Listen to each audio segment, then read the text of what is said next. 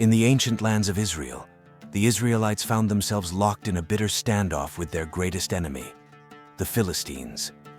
The armies of Israel, led by King Saul, camped on one side of the valley, while the Philistine army stood on the opposite side. Tension filled the air, but no battle had begun, for the Philistines had sent forth a challenge no one dared to answer. From the Philistine ranks emerged a towering figure, Goliath of Gath, a giant of a man, nearly 10 feet tall, clad in bronze armor so thick it seemed impenetrable. His spear was like a weaver's beam, and the tip alone weighed more than many swords. Each day for 40 days, Goliath came forward and mocked the Israelites, calling for a single man to fight him in one-on-one combat. "Why do you line up for battle?" Goliath taunted. "Am I not a Philistine? And are you not servants of Saul? Choose a man to fight me. If he is able to kill me, we will become your servants. But if I kill him, you will be our slaves." The sight of Goliath, with his thundering voice and massive stature, filled the Israelites with fear. Even King Saul, who had been chosen to lead Israel because of his own strength and stature, could not muster the courage to face the giant. The men of Israel trembled, not knowing what to do. In the nearby hills of Bethlehem, a young shepherd named David tended his father's sheep. David was the youngest of 8 brothers, and while his older brothers were soldiers in Saul's army, David remained home. One day, Jesse, David's father, called him in from the fields. "Take this food to your brothers at the battlefield and check on them," Jesse instructed. David eagerly obeyed. He left the sheep with a keeper and set out for the valley where the armies were camped. When he arrived, he found the Israelite army paralyzed with fear. As David handed the food to his brothers, Goliath stepped forward once again, issuing his daily challenge. David, overhearing the giant's words, was both surprised and angry. How could this Philistine defy the armies of the living God? "What will be done for the man who kills this Philistine and removes this disgrace from Israel?" David asked the soldiers nearby. They told him that the king had promised great wealth, exemption from taxes, and even his daughter's hand in marriage to whoever could defeat Goliath. But no man was willing to take the risk. David's older brother Eliab overheard David's questions and became furious. "Why have you come down here? And with whom did you leave those few sheep in the wilderness? I know how conceited you are. You just want to watch the battle." David replied calmly, "What have I done now? Can't I even ask a question?"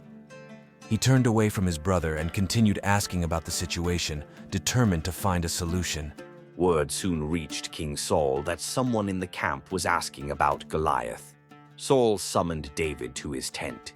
When David stood before the king, he declared boldly, "Let no one lose heart on account of this Philistine. I will go and fight him." Saul looked at the young shepherd in disbelief.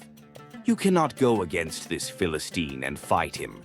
You are only a boy, and he has been a warrior from his youth." But David was undeterred.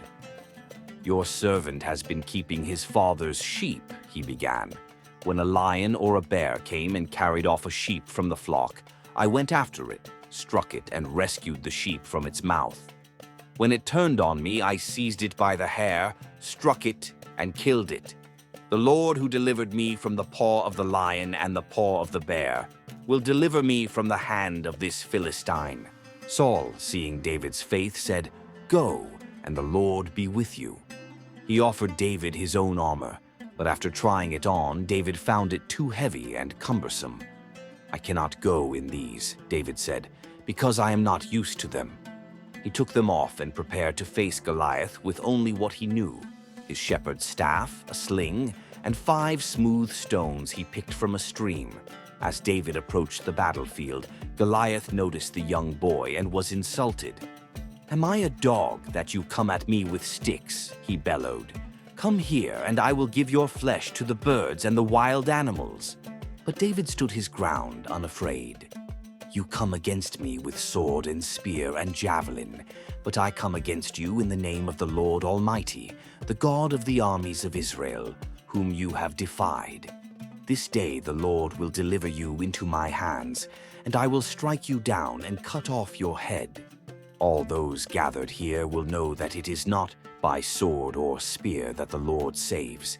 For the battle is the Lord's, and he will give all of you into our hands." With that, David ran toward Goliath. Reaching into his pouch, he pulled out one of the smooth stones and placed it in his sling. With a practiced motion, David swung the sling around and released the stone. It flew through the air and struck Goliath squarely on the forehead. The giant stumbled, then collapsed to the ground with a mighty crash. David quickly ran to the fallen Goliath, took the giant's own sword, and cut off his head. When the Philistines saw that their champion was dead, they turned and fled. The men of Israel and Judah surged forward with a shout, chasing the Philistines all the way back to their cities, securing a great victory. David, the humble shepherd boy, had defeated the giant not through strength or military skill, but through unwavering faith in God. His triumph over Goliath would be remembered for generations as a powerful reminder that with faith, no obstacle is too great to overcome.